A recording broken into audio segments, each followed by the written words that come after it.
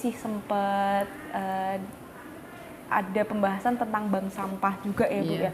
Kemarin tuh dari kami Teladan Sekolah 2024 dan juga 2023 dan TSA Undip Ibu itu sempat bermain juga sowan ke BSRB Bu di bank sampah Resik Becik, bertemu juga dengan Bu Ika gitu.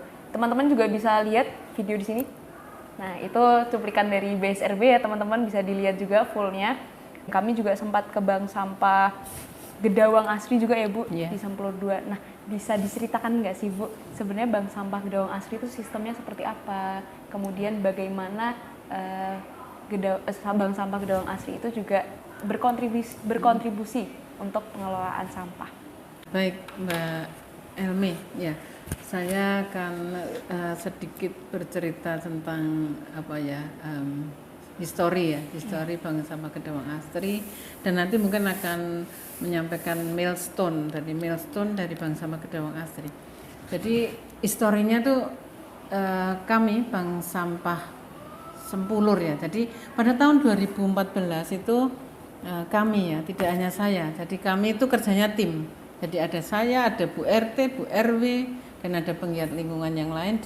Kebetulan kami di RW 5 di Gedawang itu kami tahun 2014 kami menginisiasi bank sampah, namanya Bank Sampah Sempulur.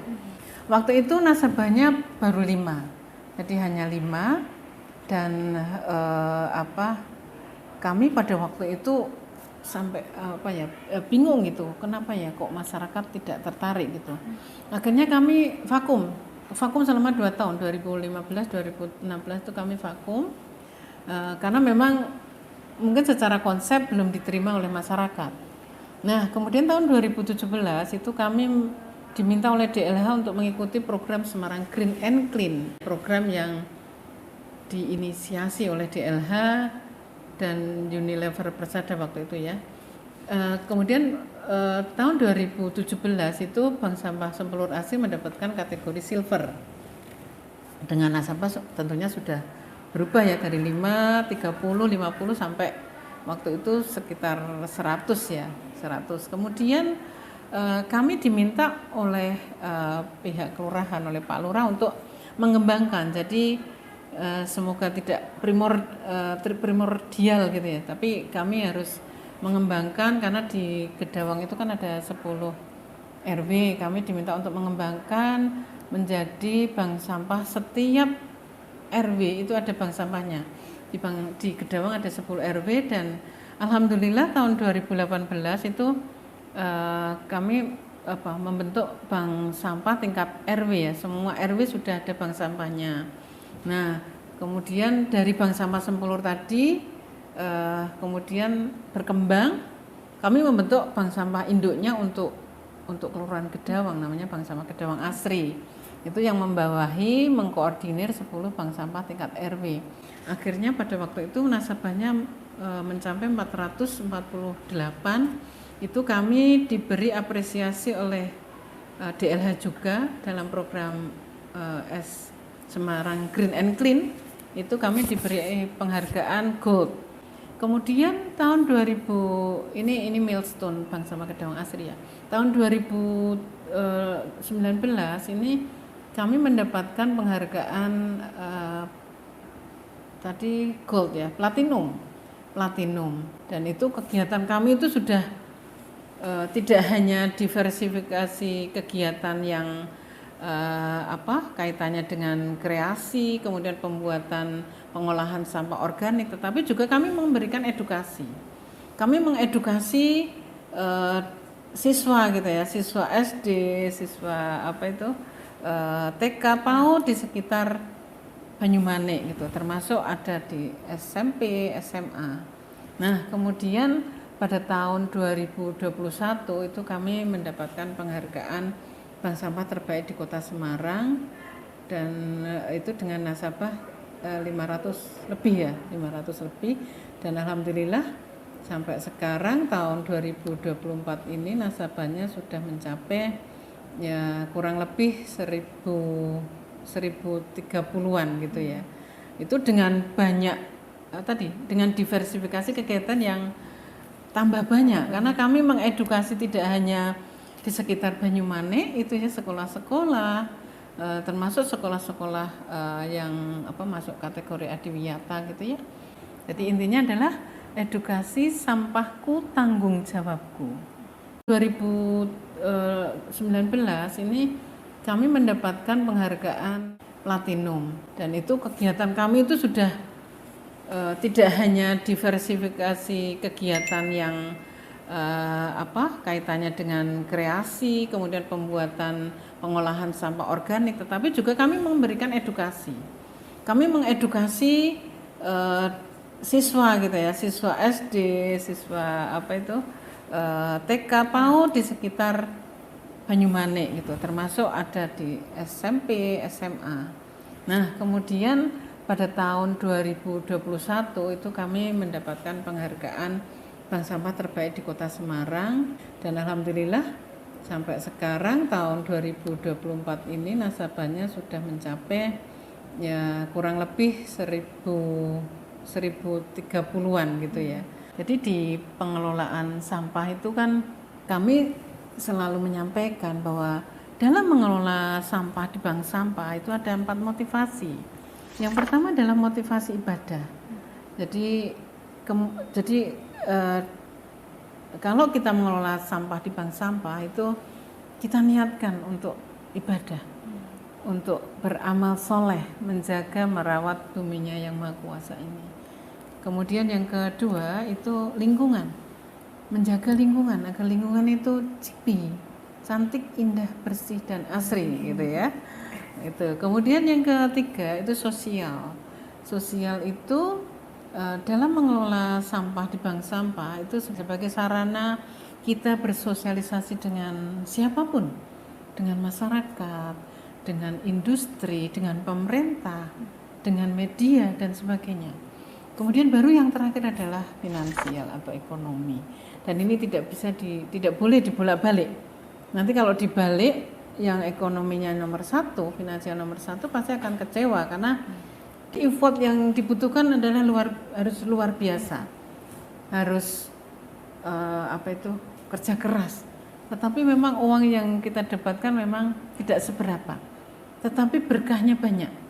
Jadi kalau ingin berkahnya banyak ya di bank sampah, tetapi kalau ingin uangnya banyak ya mungkin di bank-bank yang lain gitu ya, bukan bank sampah. Jangan bank sampah ya Bu ya. Tapi kalau berkahnya insya Allah berkahnya banyak. Baik Ibu. Nah ya, kalau dari bank sampah sendiri itu kontribusinya langsung ke pemerintah nggak Bu untuk pengurangan sampahnya?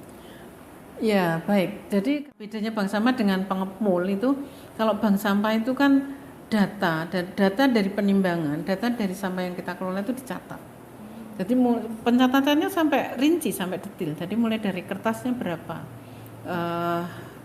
kertas, plastik berapa dan sebagainya. Kertas saja nanti masih dirinci, ada koran, kemudian ada putihan, ada marga, ada kardus.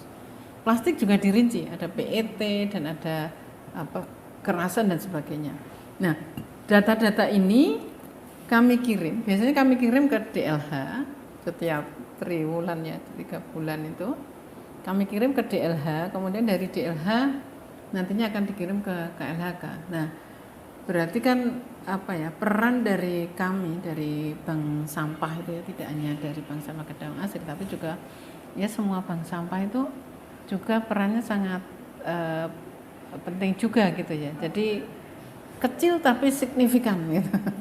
Kecil tapi bermakna.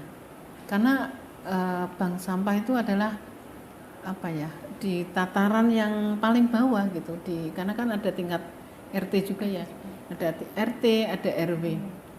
Nah, data-data yang kami dapatkan ini dari hasil pengelolaan sampah itu kami kirim ke DLH, ke pemerintah gitu.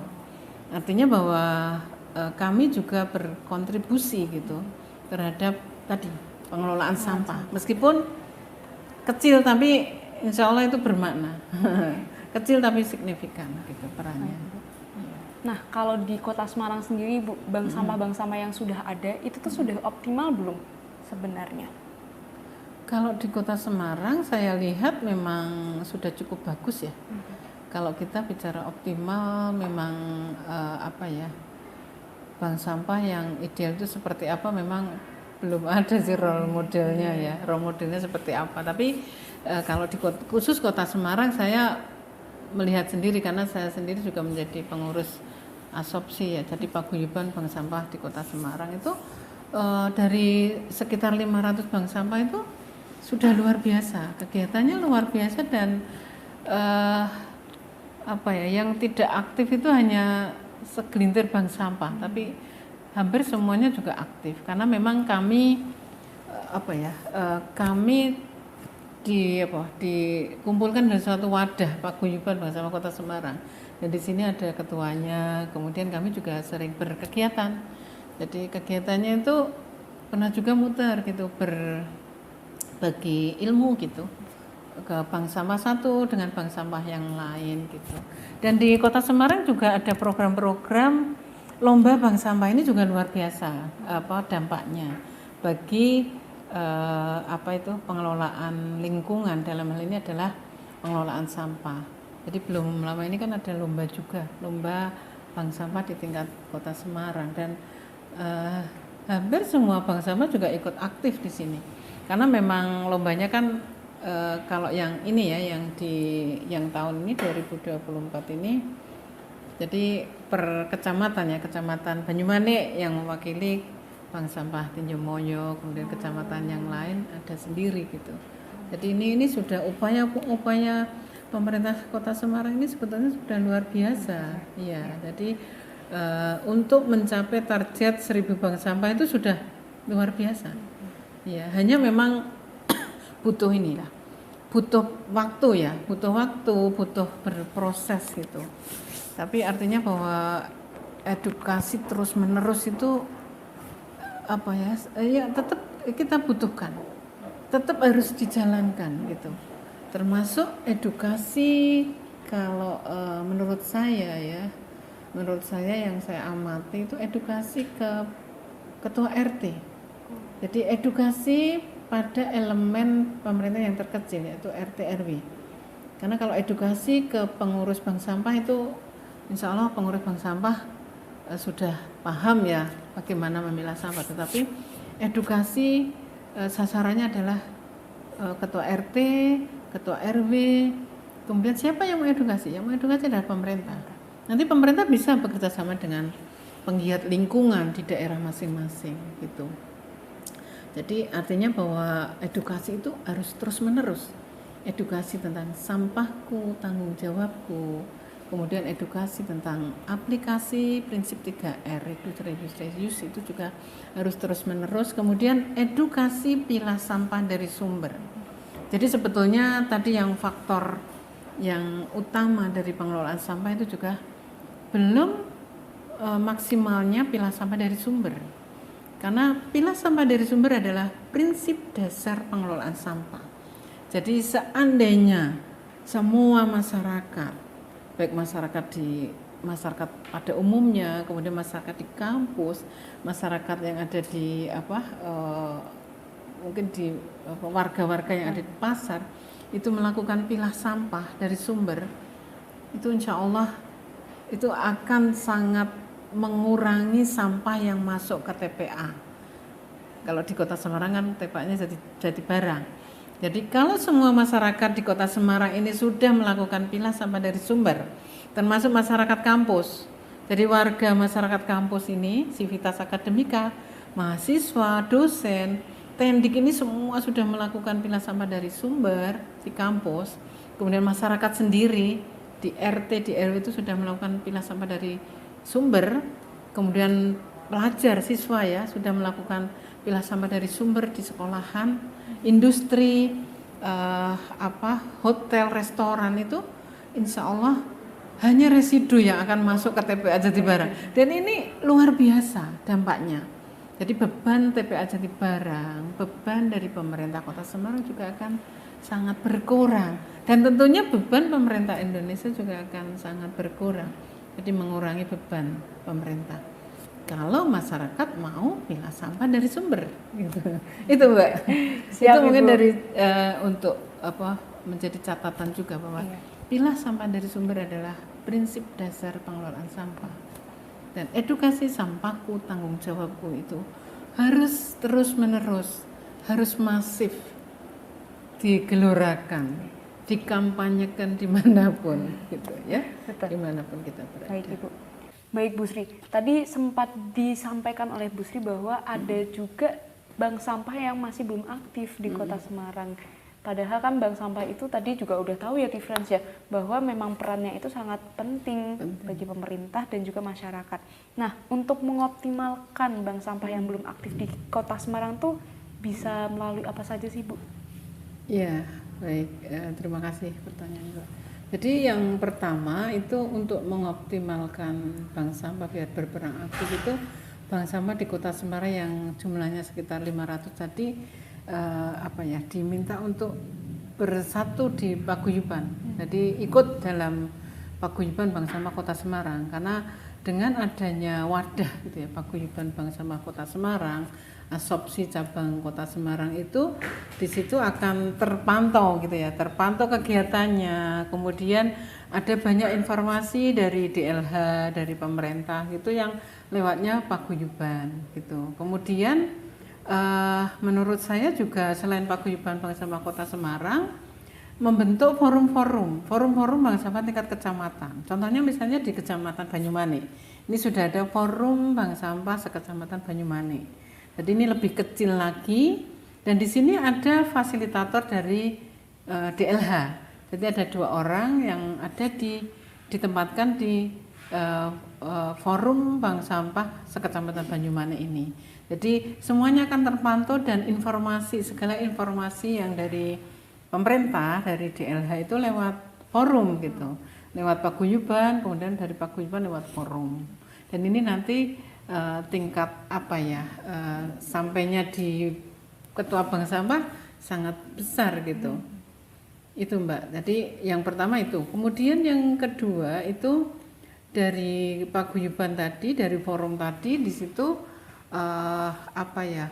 mengajak bank-bank sampah yang masih relatif belum berkembang gitu, masih kecil gitu ya. Itu untuk berkegiatan. Jadi contohnya saja sebetulnya sudah ada program ya dari paguyuban bank sampah Kota Semarang itu untuk muter gitu. Kami muter di bank-bank sampah yang yang belum aktif itu, muter memberikan edukasi, memberikan semangat lah, menyuntik semangat ke pengurus gitu bahwa mari kita sama-sama bukan bekerja tapi peduli, sama-sama peduli. Jadi teman seperjuangan gitu. Kami muter dan itu sudah dilakukan oleh Pak Bambang sebagai ketua paguyuban bank sampah Kota Semarang itu muter dari bank sampah satu, bank sampah lain yang memang belum aktif gitu. Nah, kemudian yang selanjutnya itu bisa juga diupayakan bantuan, misalnya pemerintah lewat DLH itu bisa memberikan bantuan-bantuan berupa sarana prasarana untuk bank sampah yang masih belum aktif itu juga dampaknya akan luar biasa. Selanjutnya juga bisa dilakukan lomba bank sampah, itu juga luar biasa karena dengan adanya lomba bank sampah itu bank-bank sampah yang belum aktif itu juga ikut aktif gitu. Karena contohnya saja misalnya tahun 2024 ini kan ada lomba bank sampah di Kota Semarang, itu juga bank-bank sampah yang belum aktif itu juga ikut mendukung gitu.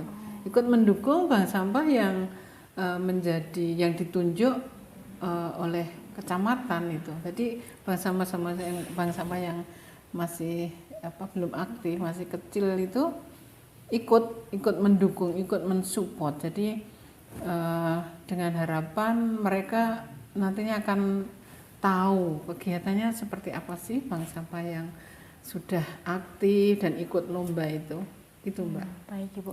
Nah, kalau dari kader-kadernya sendiri Bu, ada nggak sih Bu seperti pesan atau bagaimana ya sebenarnya dari bank sampah memilih kadernya itu supaya bank sampahnya aktif kembali? Itu. Ya, ini kembali ke apa bicara masalah apa ya hati nurani gitu. Bicara masalah pengelolaan lingkungan, pengurus bank sampah itu bicara masalah hati. Jadi jiwa-jiwa lingkungan itu tumbuh dari hati nurani gitu ya. Jadi apa ya? Jadi kalau kita apa tadi seperti yang sudah saya sampaikan, sebetulnya 4 motivasi itu yang mendasari kami pengurus bank sampah yang kerjanya adalah sebetulnya kami volunteer gitu. Yang dari tahun 2014 kami tetap eksis itu adalah motivasi yang ibadah tadi yang pertama tadi. Jadi nanti motivasi yang lain lingkungan, sosial, finansial itu adalah motivasi yang berikutnya. Jadi kalau insya Allah kalau motivasi kita itu beribadah, beramal soleh itu apa yang kita dapatkan itu luar biasa dampaknya kepada kita, pada diri kita, bagi keluarga, mungkin bagi lingkungan juga. Dan ini sangat terasa. Jadi kalau menurut saya yang bagaimana supaya pengurus itu tetap aktif, tetap mau berkegiatan di bank sampah ya tadi 4 motivasi itu tetap terus menerus disampaikan, tidak bosan. Jadi disampaikan oleh ketua bank sampah ke pengurusnya biar pengurusnya tetap eksis karena memang pengurus bank sampah itu adalah orang-orang yang apa ya relawan gitu, volunteer gitu. Jadi kalau tidak disampaikan nanti kalau mindsetnya finansial memang tidak jalan, Mbak. Jadi nanti secara apa ya seleksi alam itu sudah terseleksi sendiri. Jadi pengurus-pengurus yang memang dia punya motivasi untuk ibadah, untuk beramal soleh itu ya tetap eksis karena memang ini bagian dari amal soleh saya untuk mengelola sampah dalam rangka tugas Khalifah fil ard, menjaga merawat buminya Allah ini biar lestari gitu. Itu Mbak. Ibu, berarti memang bank sampah itu tidak bisa didasarkan atas finansial ya Bu ya? Iya. Nggak boleh malah. Iya, jadi kalau finansial nomor 1 nanti akan bosan. Tapi kalau ibadah niatnya insya Allah keberkahan itu akan luar biasa. Dan jangan pernah khawatir kalau menjadi pengelola bank sampah itu nanti apa ya kekurangan apa uang gitu ya. Karena memang tidak digaji. Karena nanti apa ya rezeki itu datang dari arah yang tidak disangka-sangka, tidak hanya dari penjualan sampah tapi dari yang lain. Misalnya diminta untuk menjadi apa itu edukator, menjadi influencer gitu ya misalnya ya itu. Jadi rezeki bisa di mana-mana dan rezeki tidak harus melulu uang. Kita bicara rezeki itu tidak melulu uang tapi juga kesehatan. Kita diberikan nikmat sehat, badan yang sehat. Kita bisa rezeki itu juga termasuk teman yang banyak juga. Kita bisa kenal dengan orang lain, itu juga rezeki. Itu Mbak. Baik Ibu. Itu. Iya. Sangat ya itu memang pesan paling penting ya Bu. Iya, jadi itu. masalah mengelola sampah di bank sampah adalah masalah hati. Sebetulnya. Iya. Human to human juga. Baik Ibu.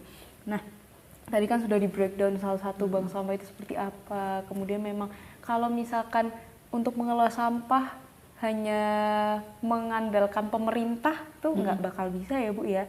Harus ya ada tadi pentahelik tadi ada pemerintah, akademisi, ada industri, ada apa tadi masyarakat juga kan. Dan juga dari diri sendiri kan ya Bu iya, ya. dari diri sendiri. Dimulai dari diri sendiri, sampahku tanggung jawab iya, juga. Betul. Dimulai dari jadi kampanye itu kita mengkampanyekan pada diri kita sendiri dulu. Sampahku tanggung jawabku. Jadi kita mengajak diri sendiri dulu bahwa sampahku yang kita hasilkan itu adalah tanggung jawabku. Bukan tanggungnya siapa-siapa. Iya, kalau semua orang itu punya pemikiran seperti itu, insya Allah sampah tidak banyak yang apa ya, yang apa berserakan di mana-mana karena memang sampah yang kita hasilkan adalah tanggung jawab kita. Betul. Nah, bagi mahasiswa seperti kami nih Bu, sebenarnya apa sih yang bisa diupayakan secara real untuk mengurangi sampah? Misalkan ya kalau sekarang kan mahasiswa itu sebagai penggerak ya Bu ya, sebagai penyuara suatu aspirasi juga. Nah, dalam bank sampah selain dari diri sendiri juga untuk menyuarakan atau menggelorakan sampahku tanggung jawabku, peran mahasiswa untuk masyarakatnya bagaimana Bu menurut Bu Sri? Ya. Ya, masyarakat, mahasiswa ya. Iya, Jadi mahasiswa. mahasiswa. Jadi kita juga tahu bahwa profil lulusan Undip itu adalah komplit T gitu ya tulisannya. Jadi komplit itu adalah komunikator, profesional, leader, entrepreneur, kemudian thinker dan edukator. Nah, di sini ada edukator. Dari selain ada komunikator juga edukator. Nah, mahasiswa, terutama mungkin mahasiswa ya tidak hanya mahasiswa Undip ya, tapi mahasiswa siapapun itu, bahwa kalian adalah agent of change.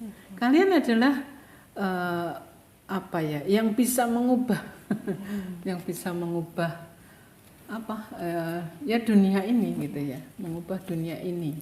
Jadi mulai dari perilaku, mulai dari apa ya, kebiasaan, gaya hidup, itu juga tergantung dari anak-anak mudanya ya. Jadi kalau anak-anak muda itu sebagai apa tadi agent of change-nya itu juga dia mau membawa perubahan, mau mengajak ke perubahan yang lebih baik, lebih bagus gitu. Dalam hal ini dalam pengelolaan lingkungan ya, tidak hanya sampah tapi pengelolaan lingkungan itu ya insya Allah akan masyarakat juga akan apa itu mau kok.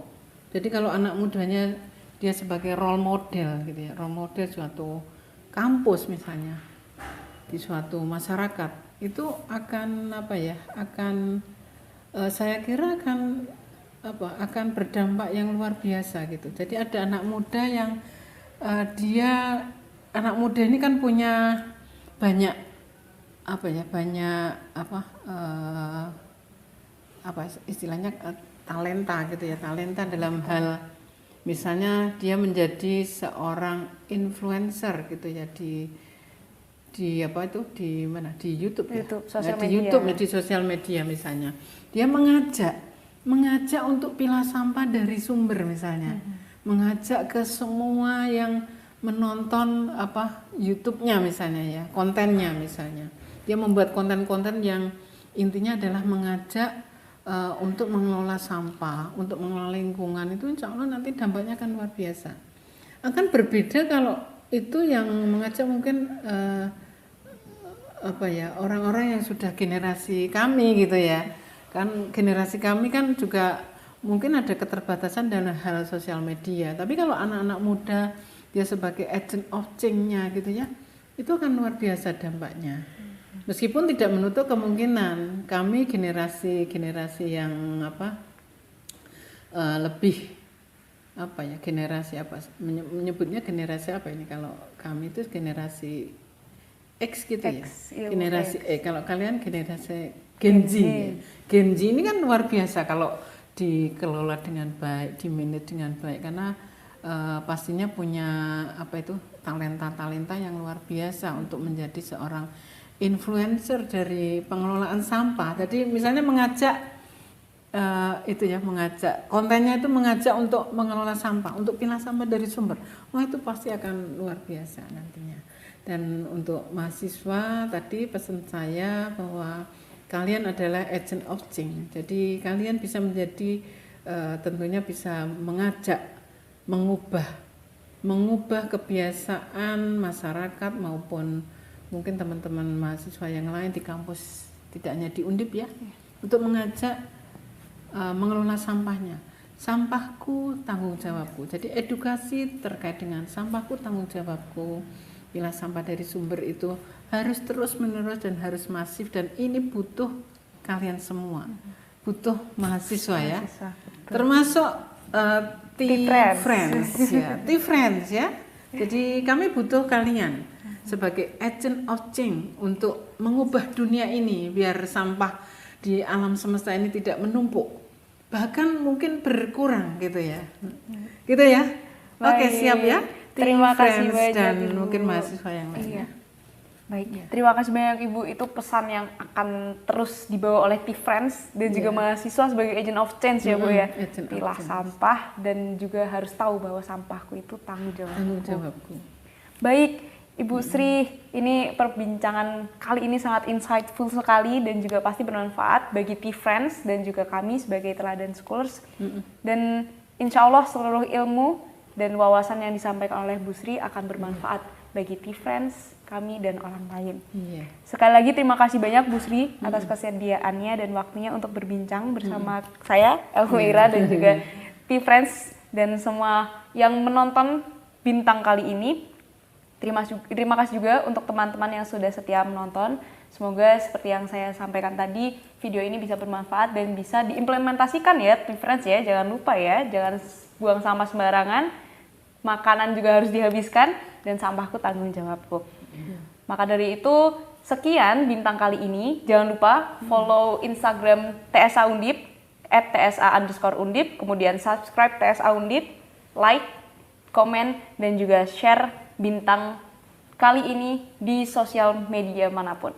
Saya Elmera Aknavania sebagai moderator pamit undur diri. Sampai jumpa di bintang selanjutnya. Terima kasih. Salam 3R. Salam Salam 3R. lestari. Reduce, reuse, recycle. Ayo kita T-Friends semua ya, untuk bisa mengurangi sampah, kemudian reduce, reuse, recycle, mengurangi, memanfaatkan dan merecycle, mengolah kembali. Baik. Ya. Terima kasih. Bagi negeri dan kita